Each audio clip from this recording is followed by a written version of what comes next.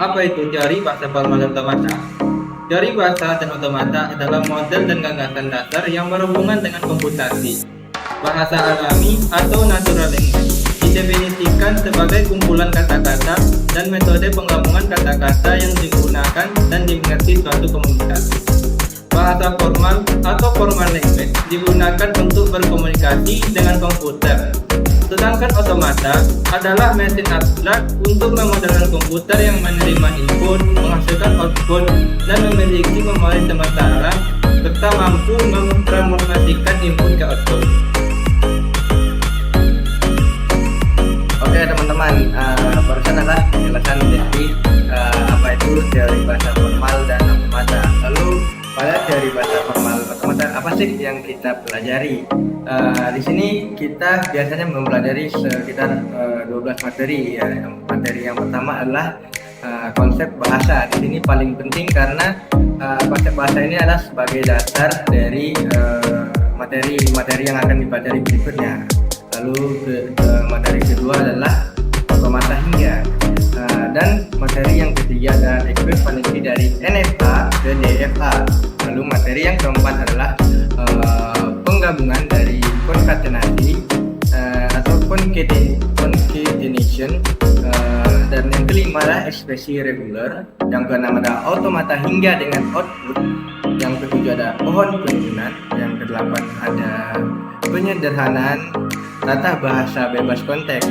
Lalu materi apa saja sih materi lainnya? Berdasarkan materi yang telah kita pelajari di ini, ada juga materi tambahan seperti bentuk normal dari Chomsky, lalu bentuk normal dari Greibeck, dan juga materi ke-11 kita juga mempelajari pushdown otomata, dan materi ke-12 in Turing. Nah, jadi ini adalah materi-materi yang kita pelajari pada teori bahasa formal dan otomata. Untuk penjelasan apa saja sih yang dipelajari pada ke-12 materi ini dapat dilanjutkan oleh teman saya. Berikut adalah penjelasannya. Apa saja yang dibahas di setiap materi tersebut? Yang pertama itu ada konsep bahasa, yang dimana memperkenalkan dasar-dasar alfabet, untai atau string, panjang alfabet, operasi string, bahasa formal, operasi pada bahasa, dan hierarki Chomsky. Yang kedua itu ada otomata hingga, membahas definisi dan jenis otomata hingga, termasuk deterministik, non-deterministik, serta redukasi jumlah state.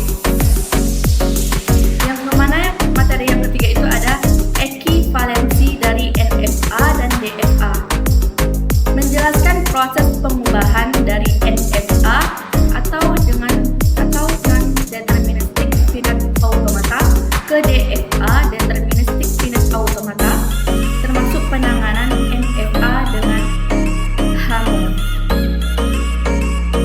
Selanjutnya ada penggabungan dan konkatenasi, di mana membahas operasi penggabungan dan konkatenasi pada bahasa formal.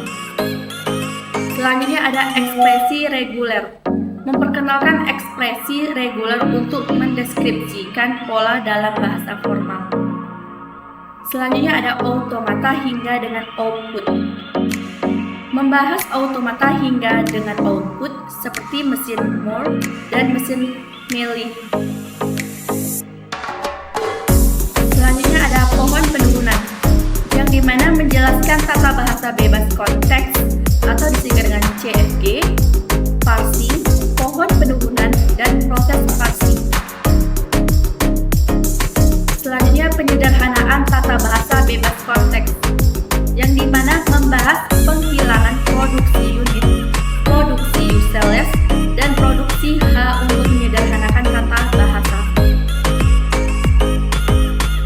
Selanjutnya ada bentuk normal Chomsky, yang dimana membahas pengertian, pembentukan, dan algoritma CYK untuk tata bahasa dalam bentuk normal Chomsky.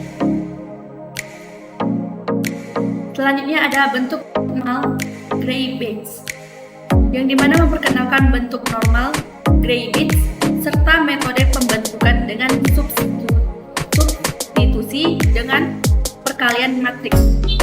Terakhir ada mesin Turing, yang dimana menjelaskan dasar mesin Turing, mekanisme kerjanya, dan deskripsi seketika dari mesin Turing sebagai alat pemodelan komputasi.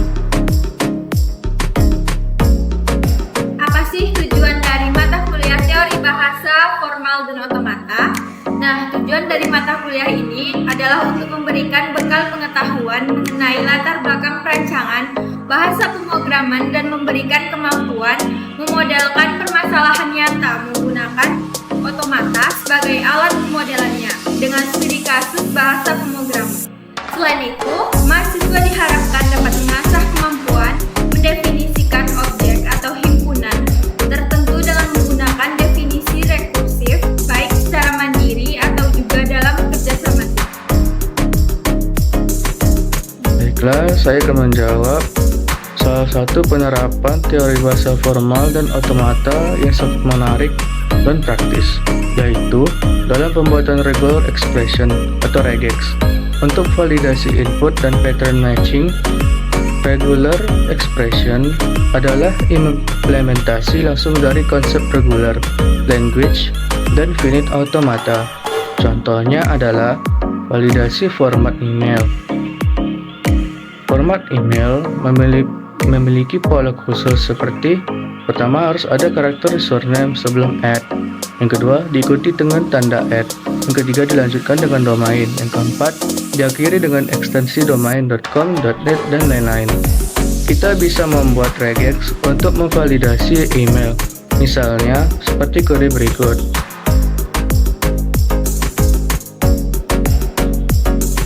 Pertama, angkat menandakan all string. Yang kedua, bagian username sebelum add, seperti AZ kecil, AZ besar, memperbolehkan huruf besar. 0 sampai 9 memperbolehkan angka dan karakter khusus lainnya. Plus artinya harus ada minimal satu karakter. Yang ketiga, add, harus ada tanda add tepat setelah username. Yang keempat, AZ dan 09 bagian nama domain, boleh berisi huruf, angka, titik, dan strip. Plus artinya minimal satu karakter. Yang kelima, strip titik, harus ada titik sebelum ekstensi domain seperti .com, slash digunakan agar artinya diartikan literally, bukan sebagai wildcard. Yang keenam, AZ kecil, AZ besar, kurung karawal 2, bagian ekstensi domain. 1. Hanya boleh huruf. Yang kedua, kurung karawal 2, artinya minimal 2 karakter. 7. Dolar, menandakan akhir string. Jadi, misalnya john.do123@gmail.com, itu valid.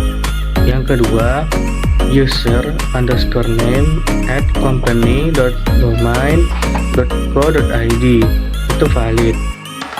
Yang invalid @.com, invalid, tidak ada nama domain.